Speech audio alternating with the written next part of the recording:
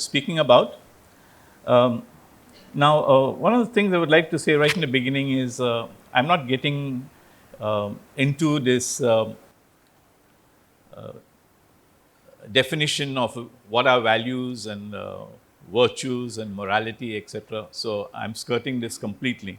I assume that all of you know what values and virtues and morality is all about before I get into a kind of a debate with all these definitions. I'm just going to accept the fact that that in our country there's been a number of documents written right from 1952 um, right up to the National Education Policy 2020, and all of them speak about value education. So my thing is about how can we implement it into schools. So that's what I'm going to focus on. So we have Snoopy there saying his life has no meaning and it seems meaningless, and where can you find meaning? And then all of a sudden, he is being fed. Now, if you look at all the turmoil that's going on in the world, one thing is very clear, and that is the question about what are we really hungering for. And the things that we hunger for on reflection when looking at society and communities seems to be a desire to see values and virtues being practiced in the community. Now, when I said right from 1952, when we were just free in 1947, so that's about 5 years. In 1952, some of the first documents that came out, I'm looking at a list of, all the time I keep on looking at this. Got so used to it. So, if you look right through the documents, one thing that we see very clearly is that starting from 1952, it was mentioned in this document that we need to teach character education and personality development.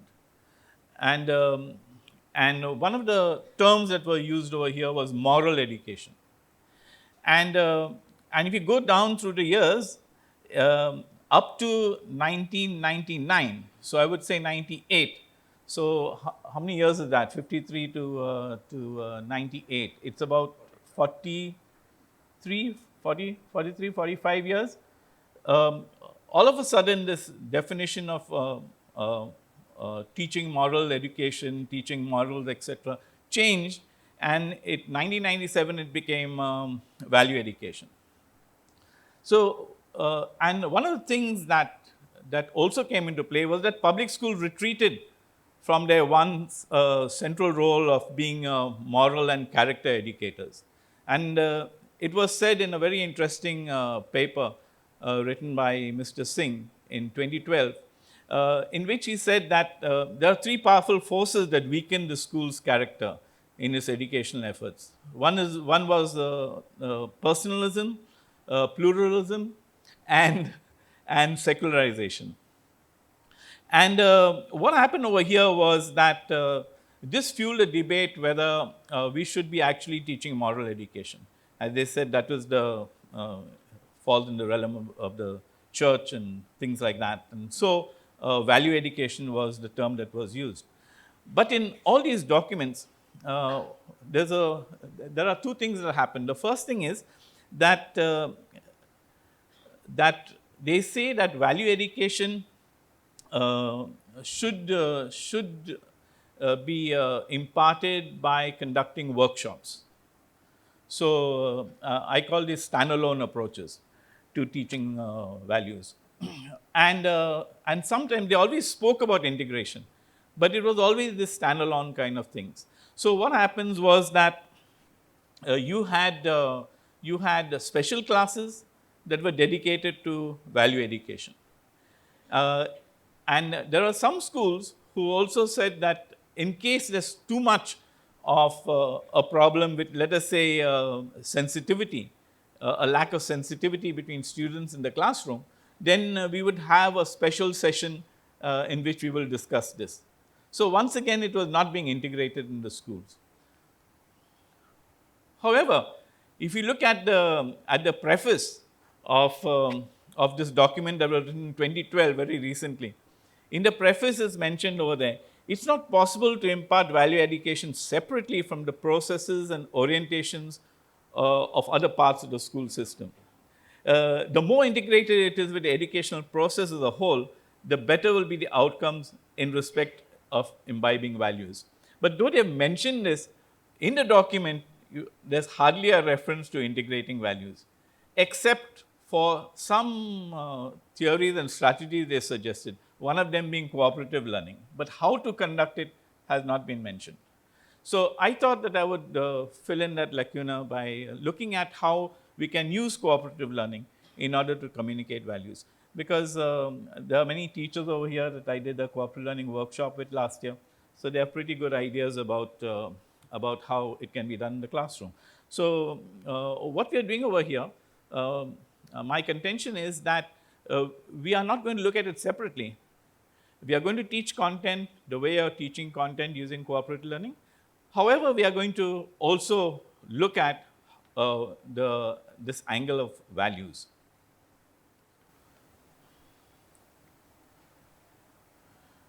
So, there's a very interesting paper written called Pedagogy of Values. It's grounded in the philosophy that children actually construct their own theories of how the world works. And this term immediately caught my attention also because it supports this my idea of my teaching philosophy, which is constructivism. And constructivism says it very plainly that none of us can learn, neither you nor I, unless we are actively engaged with the learning material. So active engagement is the key to learning. And that's what I'm going to look at. Another interesting piece of text that caught my attention. In the 1952 document, it is already being mentioned about experiential learning or a participatory model. That's very interesting. So for 70 years, we are talking about this, and nobody is showing us how to do it. So I hope that today we'll make a beginning with respect to this. I have a definition here by Robin Alexander, who says that students need to talk.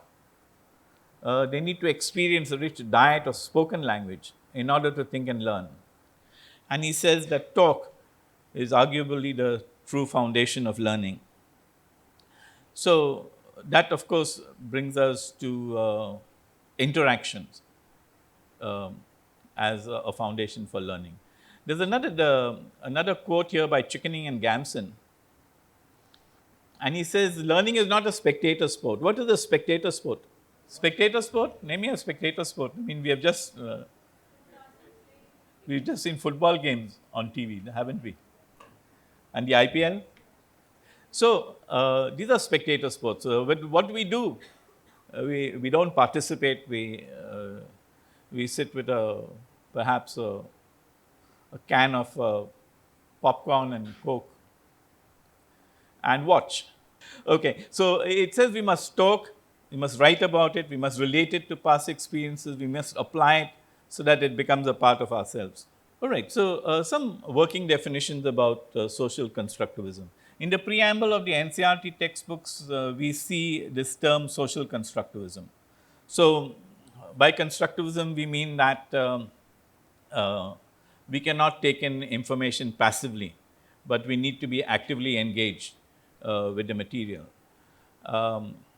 So that students can build their own representations of this reality and incorporate these into their schemas.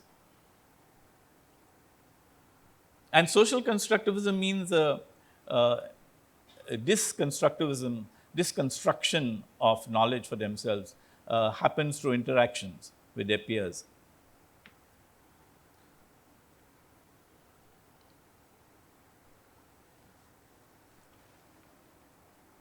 So what I'm looking at is integration of values rather than standalone, so that we are looking at education that enhances learning and social relationships. So what blends everything together is cooperative learning, and let's look at what is cooperative learning. Okay. So cooperative learning is defined as learning that occurs in small groups of learners. Over here, I'm glad you are sitting in groups of 4 or 8. That's ideal for me because I brought some material along, so we'll practice that. And if you're not sitting in groups of 4 or 8, kindly make groups of 4 or 8, because I don't have material that will extend beyond 5 in a group. So there's a lot of research done in cooperative learning. There are over 700, 800 papers now on cooperative learning, and it's become the mode of instruction in many schools. The Delhi schools, for example, keep aside its political affiliations, but the private schools in Delhi are doing the government schools in Delhi are doing a great job, and they have competed extremely well with the private schools, and that's because the mode of instruction is cooperative learning. So it creates an atmosphere of success and achievement. Okay. So why is cooperative learning effective? I'm just going to put 3 studies out, and it gives us some reason as to why it happens. We learn 90% of what we teach to others. So that's what we're going to do. Another research study indicates that regardless of the age level or the subject matter taught, cooperative learning always experiences higher student achievement, and that's what we want anyway in the classroom. The students learn more materials, they demonstrate higher achievement and a more positive attitude towards subject studied. Another thing that's also noticed, I've not put it over here, is that there's a greater love for the teacher, when you use cooperative learning. Quite often, if we trace back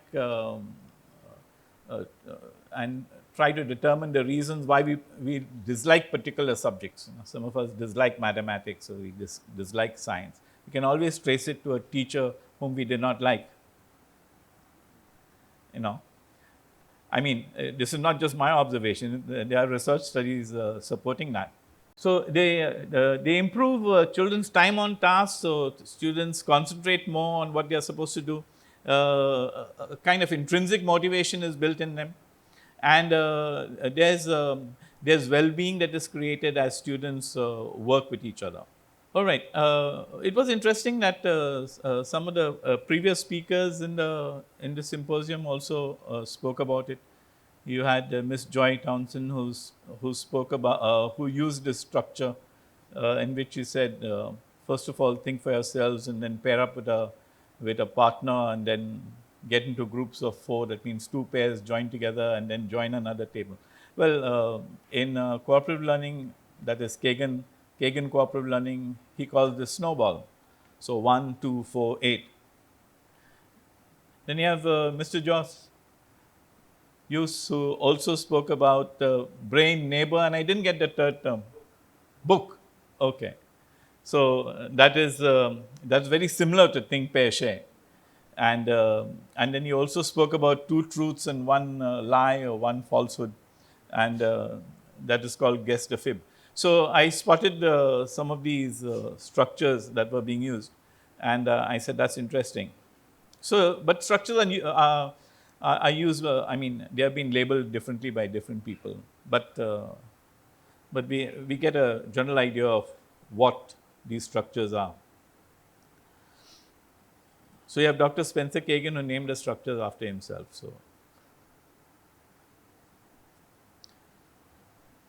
So we are not going to look at this standalone approach to teaching values. We're going to look at integrating values into teaching strategies, and these teaching strategies are called structures. All right. So we are just going to do one activity, and that's called blind sequencing. The older name used to be a blind hand. We now use blind sequencing. So the volunteers, all right, so all of us have an envelope with us. All right, now let me explain to you. The one who holds the envelope, all right, so let me explain to you how we go about it, okay? So there are cutouts in the envelope. It's a poem. No, wait. Just wait a second. I'm just giving you the instructions, and afterwards, when I say start, you start. I'll blow the whistle.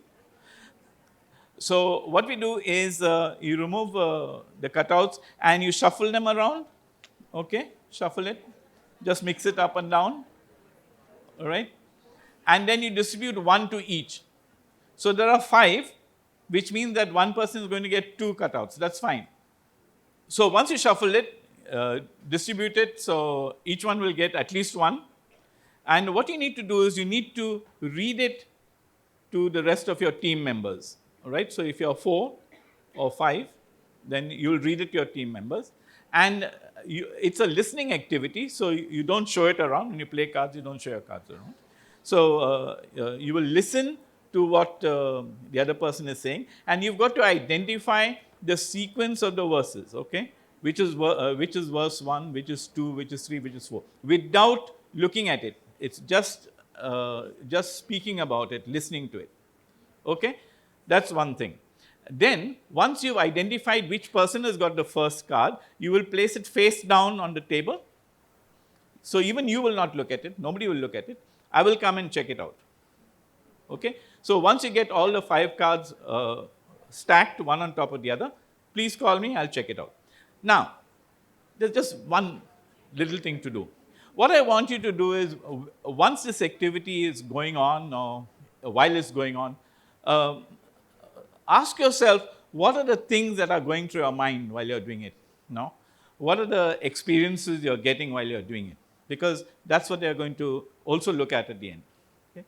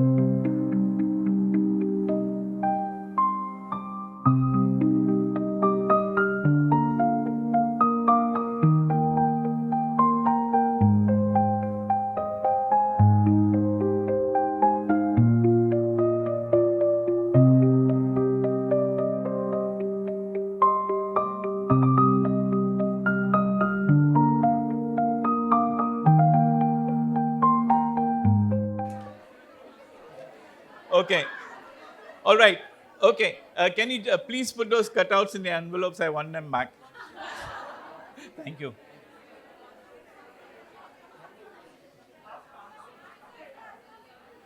They are not takeaways. Huh? Now, what I want you to do is immediately write down your feelings. What were the things that came to mind? What are the feelings you experienced when you interacted with your peers? So could we just write that down quickly? Okay, can we write those experiences, feelings down? In the meantime, somebody will come and collect those envelopes. Let's focus on that now. And I'll give you the correct order. Since you all were adults, I gave you a slightly tricky one. The first and the last verses is the only 2 cards you can identify. The middle 3 verses, no matter in which order you put, it will still make sense. So the clue was, be glad your nose is on your face, and that's the first one. And the last one should end with the line, be glad your nose is on your face. Because there's no logical sequence between 2, 3, and 4. Now, you may think that this is a very simple activity and it can be done with only certain age groups. Well, no. you can do this right from your pre-primary classrooms to your higher secondary schools, to universities. I've been doing these activities with all kinds of people, with even catering college faculty, and technical education.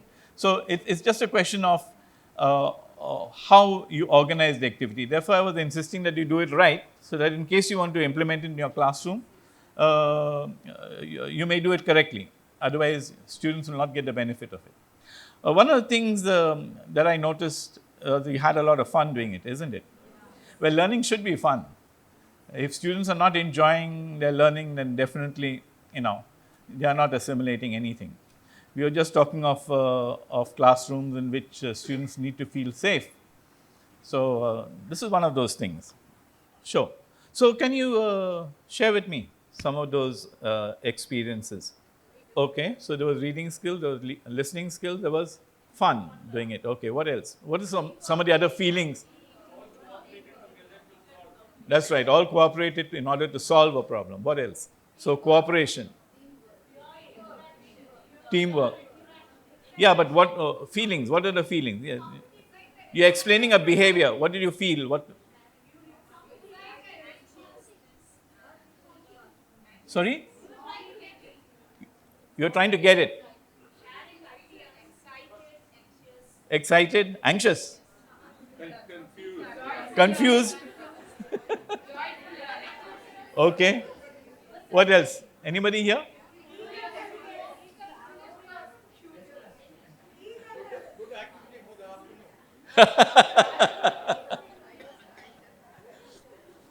There's something called a graveyard shift, no? I call this the zombie shift. Because after lunch. Okay, so one of the things that you will notice that, I could use a chalkboard or a whiteboard to put this up is that you can definitely divide these into values and virtue. Some of the things that you felt like, for example, there was patience. Okay, and that would be a kind of a value, isn't it? There's tolerance, because there's a lot of ambiguity that's happening around. You're not. People are not perhaps articulating certain words clearly. They're not pronouncing it clearly. You couldn't understand it clearly. It's such a lot of noise. So you require patience. So there are a variety of emotions and feelings that you must have experienced. So I made a list of these over here. I made them into two different colors because I put the values first. Of course, they're all values, but basically, what we are looking at is the other ones seem to be more intellectual. Communication is another skill. Now, another lesson that we can get from this activity is, did we plan to get students to cooperate? Did we really plan? It just happened, isn't it? Did we tell them, now, you need to exercise patience now when you're doing this? We didn't, but they did. So what happens over here is that these values that they were practicing were incidental. They just happened because of the activity. It was not something that we planned for. No? If you're familiar with models of teaching, Bruce Joyce and Marshall, you'll notice that these are called nurturant effects. They are effects that you did not plan for. They are instructional effects and they're nurturant effects. Instructional effects are the effects you want, that they communicate, they use language, etc.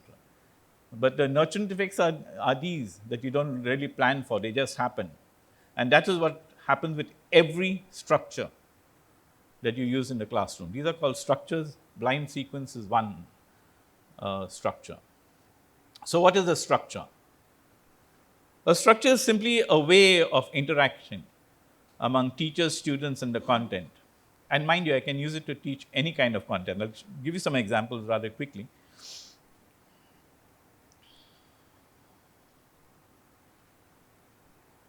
They explain how we are supposed to implement it in the classroom. It is content free. You can use it to teach any kind of content. One day, one of my daughters decided to come and uh, attend one of my workshops, because I used to, when they were in school, I used to leave home, come back the next year, come back after 3 days. And she said, I want to come for one of your workshops. I said, fine, come. So she was on holiday before she could get a job. And then she got very excited when I did this.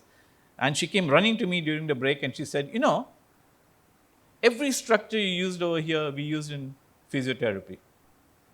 So, you can use it also for physiotherapy. So, you can also have an activity classroom simply by taking content and merging it with a structure. For example, what we did just now. So, let's look at the structure and content and activity. The structure we used was blind sequencing, right? And the content was studying a poem. Now, you are doing this even before you start teaching anything about the poem or telling them to read it or which one it is. You didn't do that. So the student immediately got familiar with the structure of the poem, the words contained in it, the meaning of the words, the interpretation, and so on and so forth. So when you now start teaching and discussing the poem, it becomes much more concrete for them because they've already experienced it before. So they will understand it better. So there are a number of structures. In fact, there are over 200 structures and growing. Every researcher adds to these structures.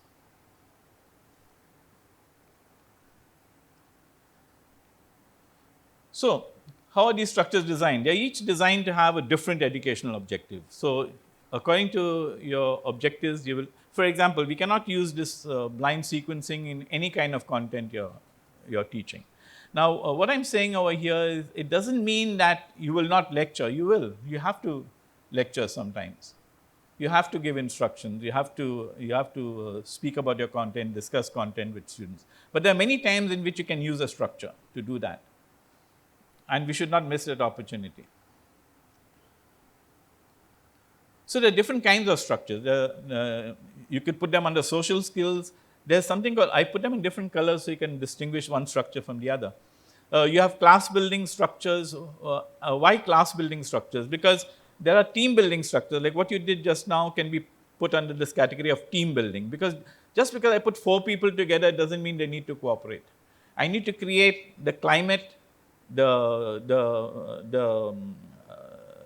rapport in order to cooperate. So if you have a fun activity, you can use, I will show you some. You can use it in order to build rapport. Class building so that is a team building activity. When we say class building activity, we need to communicate to students that cooperative learning is not competition. We don't encourage competition, but we encourage cooperation. So therefore, they may think that, oh, my team got this answer before you got it. We don't want that at all. So what we want is that there are also other structures in which you get up and you cooperate and you interact with other team members. For example, that snowball that was done yesterday, that 1, 2, 4, 8 is an excellent class building activity. Because you're not only interacting with your team members, but you're also going and joining another team, which shows that we are all one in the classroom and we need to help each other. Okay, let me give you some other blind hand activities. As I told you, it can be extremely simple or it can be extremely complex. Now, this is a story I got from the net. It's not my own. I downloaded it, printed it out, cut it into these squares, put them into envelopes, and I did that with primary school teachers. If, for example, the kids are too young, or if, for example, this activity I gave to a class, and for example, the poem you did just now, Nose, what happens is that if students don't have language ability, then you cannot do this as an oral activity. So what I tell them to do is keep all the cards face down and discuss which would be card 1 and which will be card 2 and which will be card 3. So, if it's a complex activity, then you will put it face up on the table and you can discuss it and put it in the, find the correct sequence if it's complex. If it's a simple activity, for example, I deliberately got a activity like this in which you could not distinguish between verses 2, 3 and 4 because you all were adults and you all will figure a way out to the solution. I wouldn't use this, for example, in a primary class because they don't have reading ability. So, you've got to, so can you tell me the order of this? Okay, pretty good. You've passed your primary class. Does it have to be pictures? No, it can be text. So over here, what I did is I downloaded this lesson on digestion, digestion in humans, and made them into cutouts. Now, this was a face-up activity. It wasn't a closed activity. And as a preliminary activity, what I did was I brought the chart of the digestive system, the human digestive system. I named the organs of the human digestive system, and then I gave them the cutouts. So, they had that in their heads. They could see the diagram of the digestive system, so they knew the order in which they are supposed to look at the clues in the cutouts. So, there's a lot of interaction and cooperation that goes on, and there's a lot of decision making, there's a lot of cognitive exercise. Now, over here, our NCERT textbooks are not written logically. So, if you go from one paragraph to the other, you don't find logic sometimes. So, the same thing happens over here. So, I had to put in some clues so that card 1 would merge with card 2 and card 3, and you'll find the right sequence. So, you'll find that, for example, in the mouth, the food is broken. So, in the mouth, that's where the process starts. From the chart, you can see that. All right? And then it moves along this long tube called the esophagus, right? So, there it is, the next term is esophagus. So, you've got to make sure that the cards have reasonable clues in it. Otherwise, it would not be a satisfying activity for them. All right, this is a laboratory activity for middle school.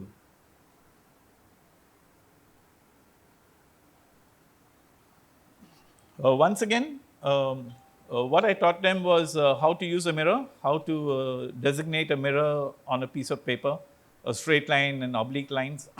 I showed them how by putting a pin in front of the mirror, you get a reflection image. So, which is the object pin and which is the image pin. I showed them how to draw a normal to the point in which the ray goes to the mirror. And that was all. Then I gave them these cards. It was a face-up activity, it was not a face-down activity, a face-up activity. And then the apparatus was given, which was there at the side of them. They had to discover what is the order by discussion. And then they would call me, and if they got the right order, they could proceed to verify that their solution is right or wrong. So, you learn much more from this. It's more, you tend to retain these concepts much better because you've done it right from scratch. The same thing for constructions. I've done very complex constructions. This is a very simple one, drawing a tangent to a circle. Once again, this is a face-up activity. They look at it and they decide which is the correct order. Once they've done that, then they take out their apparatus and they try it out to verify. This is still more complex. This is after I completed a lesson on quadratic equations. Not really a sequential activity because broken into several bits. They are supposed to take all these cutouts, they discuss it with their team members, and they decide what is the way in which they can organize all this. And it acts as a lesson summary. So, at the end of a quadratic equation lesson, this is what they do. So, it's an open hand activity, and I suppose they should be able to get something like this. So, there are 5 groups, and 4 of them give you a solution to quadratic. Well, I can make it still more complex. I can have a story, and I can have a graph that corresponds to the story. You've got to, of course, this is not cut out as yet. It's getting ready to be cut out. So, my next activity perhaps If I go to some technical college or to a higher secondary school, I would use this. So once again, there's a story and there's a graph to match. This is a face-up activity. They discuss it. How would these graphs move? Uh, velocity time graphs. So there's a lot of discussion that will go on here and a lot of learning. I can make it still more complex. I start giving you a table with values in them. Now they have to match 3 things. So I can make it as complex as you want. Okay, so let's see the syntax, the order in how to conduct the blind hand activity. So first you'll have cutouts in envelopes. You will shuffle them, distribute 1 to each team member. Only by listening and discussion and arriving at a consensus will you decide on the correct sequence.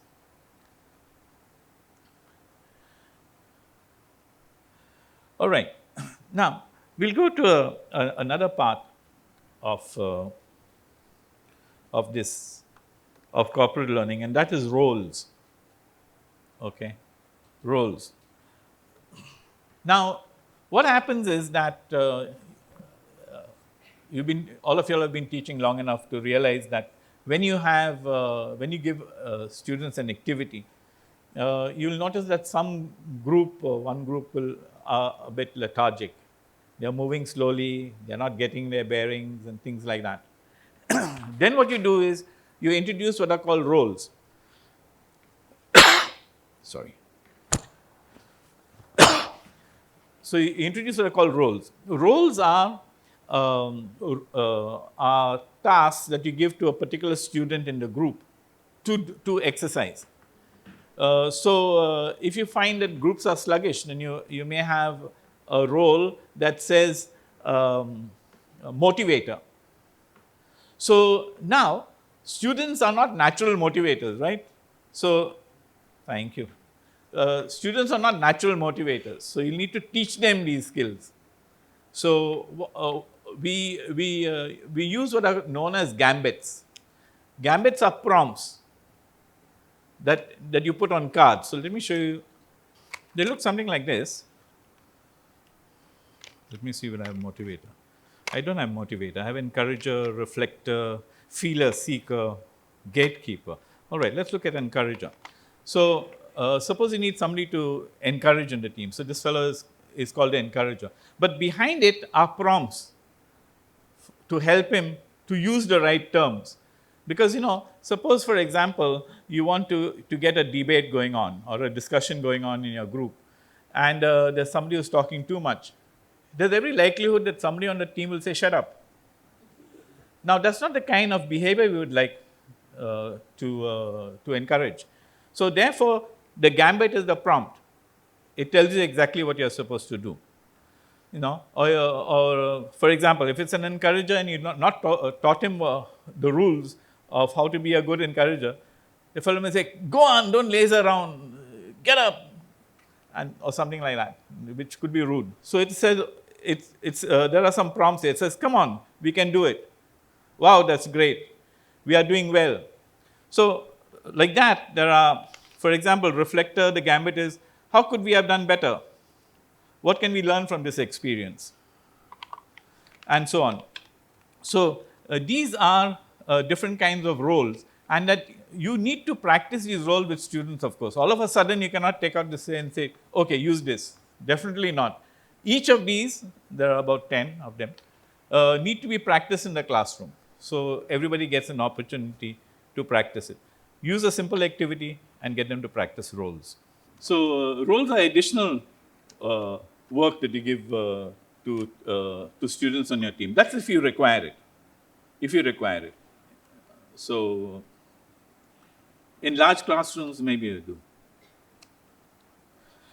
So choose roles that will help students overcome communication difficulties to get a job done. Kagan lists 12 team roles. So you have checker, reflector, task. I've added some of my own over here. So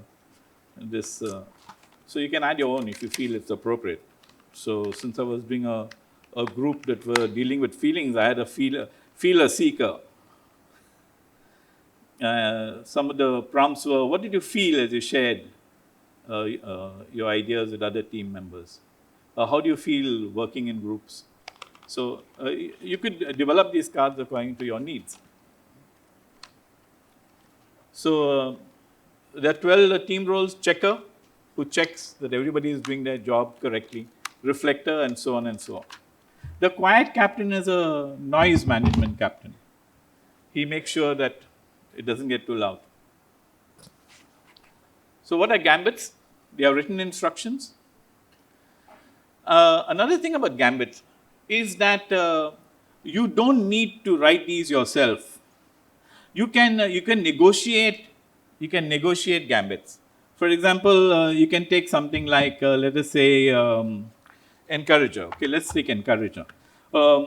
Now you need not, if students don't come up with some good ideas, then you can put it here. But you can ask students in the classroom. For example, if you want to encourage somebody on your team, what would you say? Now, when you use statements that students give, then there's this thing of ownership, and there's every likelihood that they will use it. So you can negotiate these, discuss these with your students, and decide which are the best ones you can use. So these need not be only teacher generated. So you can also discuss it with your class and get them to. One interesting thing is, it was found that when they use things like, for example, in one classroom I used these words, please, thank you, in order to teach them manners, because I noticed that they were not very nice to each other. So using things like please, thank you, are while you're speaking, encourages them to do that. And then you will notice that they will therefore use it outside. In society, in their classes. And they are pretty good at spotting who doesn't use it. They will come and tell you, so he didn't say please. Okay, so this is one way of doing it. Maybe it's a bit expensive doing it this way. But what I did when I was doing this is I made cards like this. So I stuck a piece of paper and then just folded it into half, like a pyramid. You need not have that little lip on top. So this is something that I would do in the classroom. So gambits, I would discuss it and put this into this chart so that everybody knows what it means and everybody understands the terms which are used. There are little prompts over there explaining what checker means. It says check to make sure everybody has learned the material. Okay, then you have a focus keeper. It keeps the team focused on the task. Now, those little descriptors help them to understand what those roles are all about. Now, as I told you, that we cannot actually, when we are doing cooperative learning, it's a very systematic way of implementing in the classroom. You just don't throw 4 people together like how I did today. That's a very shameful thing I did. You cannot really do that. What happens, why we can't do that, is because there is actually a very principled way of going about it. There's a theory behind it. And this team composition, it's made up always of 4 team members. One is a high achiever, there's a low achiever, and there are 2 average achievers. Any idea why there are 2 average achievers? And only 1 high achiever and only 1 low achiever?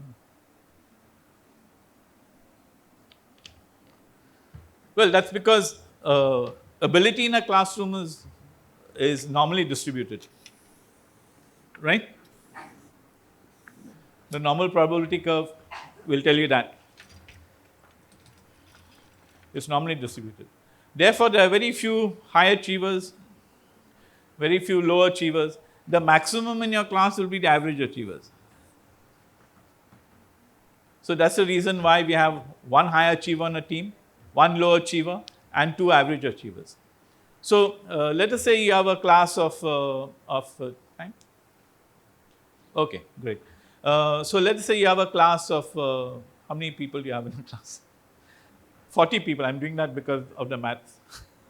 So we rank them according to any recent test that you have.